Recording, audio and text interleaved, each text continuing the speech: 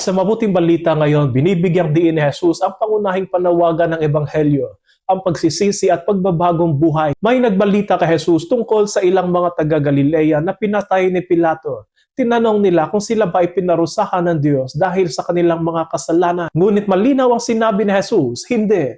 Ngunit sinasabi ko sa inyo, kapag hindi ninyo pinagsisihan at tinalikdan ng inyong mga kasalanan, mapapahamak din kayong lahat. Hindi siya nakatuon sa paghuhusga sa mga nagkasala, kundi sa pag-anyaya sa kanilang lahat, sa pagbabalik loob. Madalas kasi sa atin kapag may trahedyang nangyari, agad nating iniisip na iyon ay parusa ng Diyos. Pero sa totoo lang, sinasabi ni Jesus na ang mga ganitong pangyayari ay paalala, hindi parusa. Paalala na ang buhay ay maikli at ang panahon ng biyaya ay dapat nating pahalagahan habang tayo ay naririto pa. Upang ipaliwanag ito, ginamit na Jesus ang talinghaga ng puno ng igo. 3 taon na itong inaalagaan ng may-ari, ngunit hindi pa rin namumunga. Nais na sana nilang putulin, ngunit nakiusap ang tagapag-alaga. Huwag po muna natin putulin sa taong ito. Huhukayan ko ang palibot at lalagyan ng pataba. Kung mamunga ito sa darating na taon, mabuti. Ngunit kung hindi, putulin na natin. Ang puno ng igos ay tayo, mga Kristiyanong tinatawag na mamunga ng pananampalataya, pag-ibig at kabutihan. Ang Diyos ang may-ari at si Jesus ang tagapag-alaga na patuloy na namamagitan para sa atin. Sa kabila ng ating kakulangan, siya ay nagmamakaawa sa Ama na bigyan pa tayo ng panahon